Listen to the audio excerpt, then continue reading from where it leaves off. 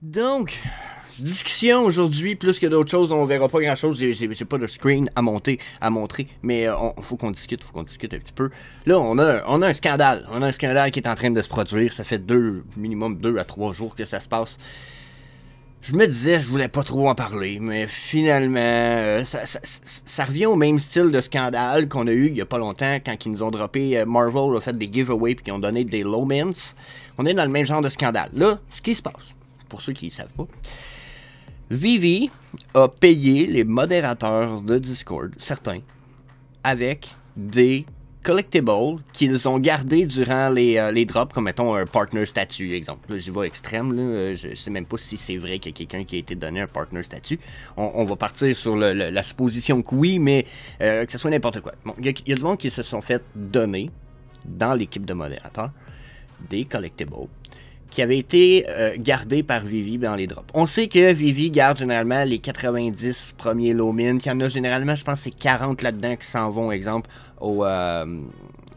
exemple à Disney, ou à Marvel, ou à DC, comprenez-vous? Donc, ceux qui ont créé, ils en gardent une bonne partie.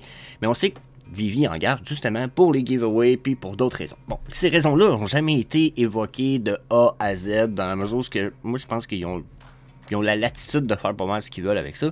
Puis justement, de prime abord, j'y voyais aucun problème. Déjà, à ce que Marvel fasse des giveaways avec ses low mint. C'est comme, ben là, fallait s'y attendre. Les low mint existaient déjà. Fait que fallait pas penser qu'elle allait jamais arriver sur le market. Puis à un moment donné, c'est sûr qu'elle allait s'en servir d'une façon ou d'une autre. Ça devient un article promotionnel. Il faut qu'ils essayent de faire quelque chose de soit promotionnel ou au moins qui satisfait une partie de leur communauté, ou même encore de leur équipe, jusqu'à un certain point. Parce que là, quand t'es modérateur, t'es dans l'équipe, tu travailles. OK? Fait que là, bon, ça a été donné à ceux-là jusqu'à un certain point. Bon. Là, le problème de dessous. Puis la grosse plainte là, que j'en vois, puis il y a comme, mettons, j'ai vu 4 problématiques ou sous-problématiques. Okay? La première que j'ai remarqué, c'est que les gens se plaignent beaucoup du fait que en payant les modérateurs de cette façon-là, finalement, c'est comme si Vivi les payait pas, mais que nous, en tant que consommateurs, nous devenions ceux qui payaient ces modérateurs-là. Parce que ces modérateurs-là, étant payés avec, exemple, un partner statut, ils vont le revendre sur le market, mais c'est nous qui l'achetons avec notre monnaie, nos gems, puis etc. Donc, je suis d'accord en certaines parties, mais j'ai envie de dire que cette réflexion-là est limitée dans la mesure où c'est encore une réflexion qui est bien, mais qui n'a pas été réfléchie. Il n'y a pas eu de décollement du nez de l'arbre pour voir ce qui se passait dans la forêt. Ultimement, là, peu importe où ce qui est pris l'argent, là, ultimement, Vivi, vous pensez qu'ils payent leurs employés avec l'argent qui vient de où?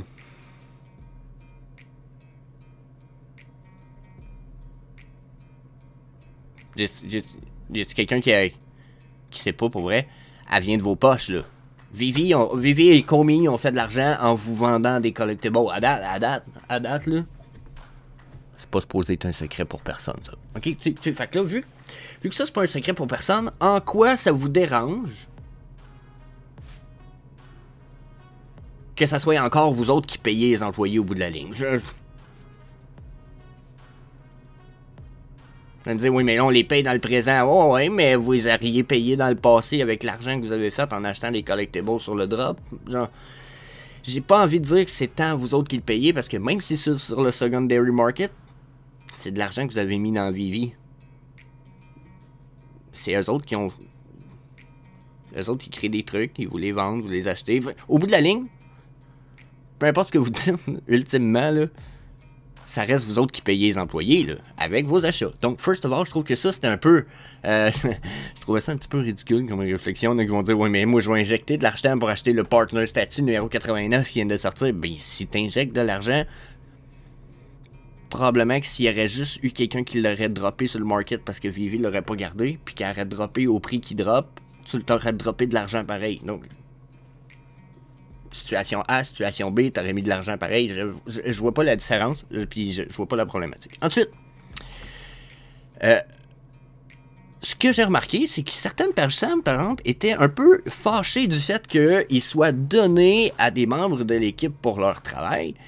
Parce qu'ils s'attendaient à ce que ça soit donné dans les giveaways. Donc, ils perdent. Donc, vous et moi, on perd l'opportunité d'avoir la chance de gagner ces collectibles-là avec des low mint numbers. Donc, OK. Là ça, je pense que c'est la critique que j'ai la plus probante dans toute cette histoire-là. C'est que je suis comme, OK, c'est vrai que si en théorie, c'était supposé être gardé pour des giveaways, puis qu'on a entendu dire que c'était principalement ça. Je comprends que là, de savoir, exemple, qu'un partner statut numéro 89, exemple, là, ça reste dans un exemple, OK?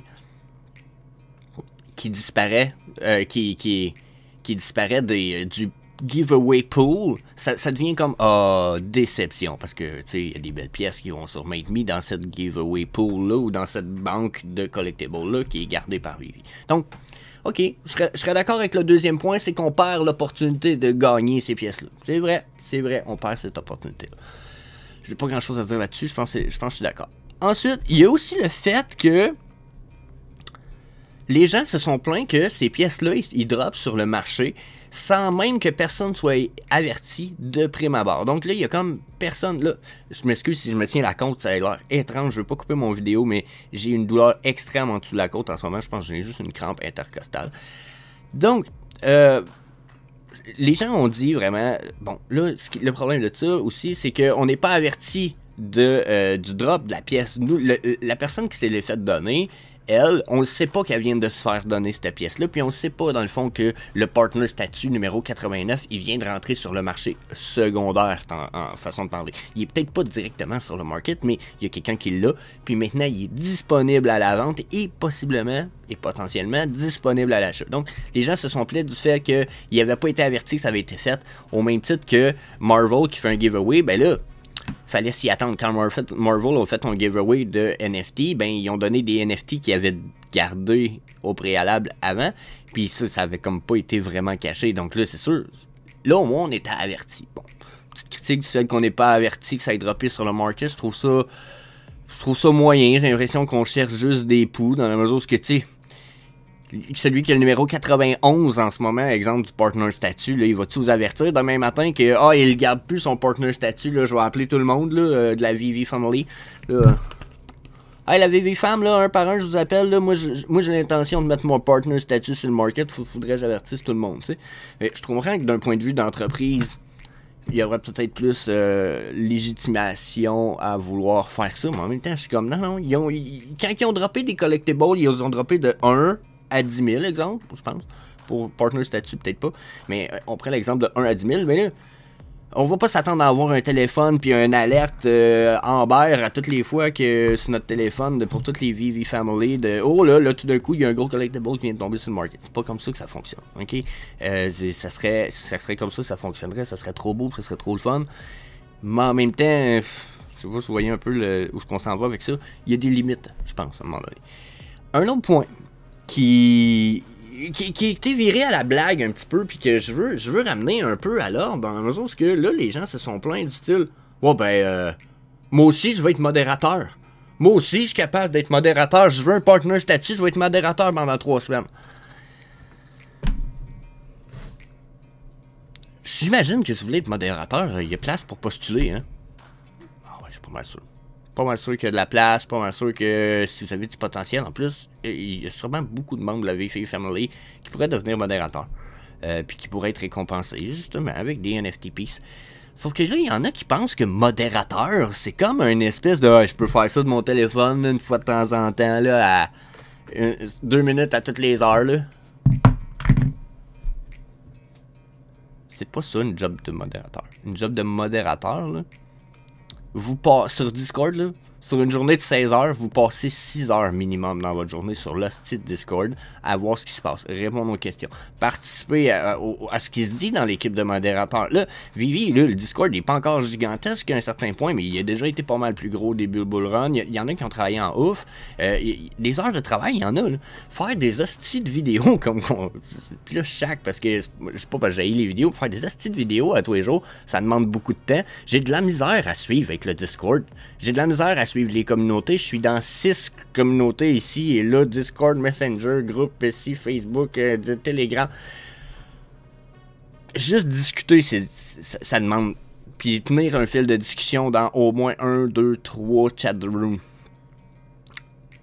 Là, c'est votre job. En plus, probablement, de ce que vous faites à temps plein. En plus de...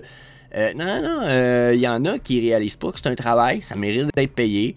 Moi, je vois pas de problème avec le fait que ça soit donné à des modérateurs. Là. Les modérateurs, jusqu'à un certain point, c'est supposé être vos OGs de la VVFam qui sont là puis qui ont travaillé crissement fort pour vous autres, qui ont prouvé qu'ils étaient là pour VV, Ecomi, la VVFam. Si c'est pas le cas, d'habitude, ils restent pas là très longtemps. Hein. C'est pas de genre, je rentre dans la VVFam en tant que modérateur, puis j'ai beau être le plus crotté du monde, puis pas répondre à aucune jamais question, puis jamais rien faire, je vais me gagner des partners statut tous les mois. Pas mal ça marche. T'sais, à un moment donné, la VV Team sont pas innocents non plus. Là. T'sais. Fait que, mon point, c'est qu'il y a beaucoup de travail en arrière d'une job de modérateur, puis que c'est ridicule de partir en FUD sur le sujet. Je suis un peu déçu de voir tout ça.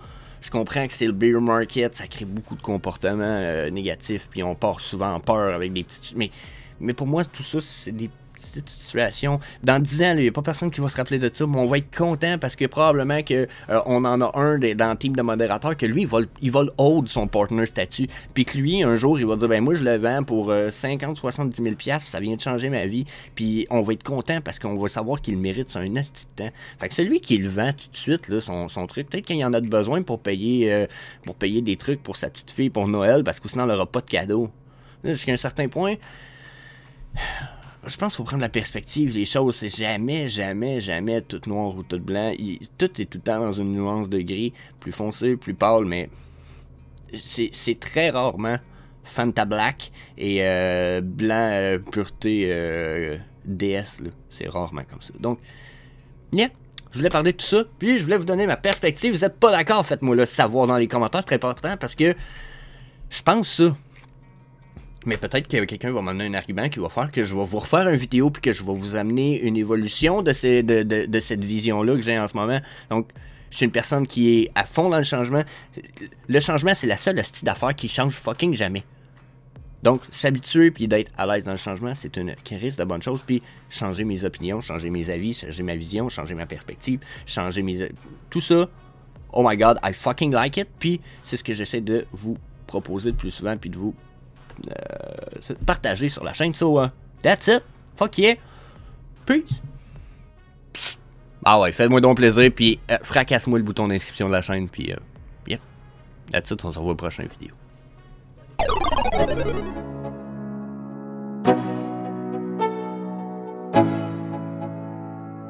Let's go. Yo.